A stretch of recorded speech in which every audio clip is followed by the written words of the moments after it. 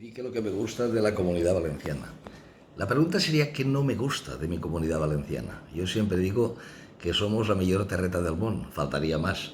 Las costas de Alicante, las ciudades, Castellón, imagínate, Valencia, sus playas, su gastronomía, el carácter afable de su gente, las fiestas populares, algo que todos echamos realmente de menos, que es una auténtica pena.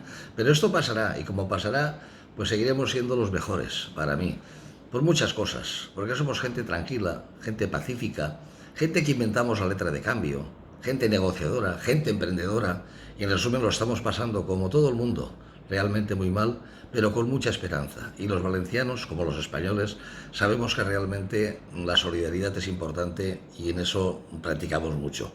Nos tienen que pasar estas cosas para darnos cuenta, pero nuestra terreta es nuestra terreta, la mejor terreta del mundo. Y en la mejor terreta del mundo todos tienen acogida.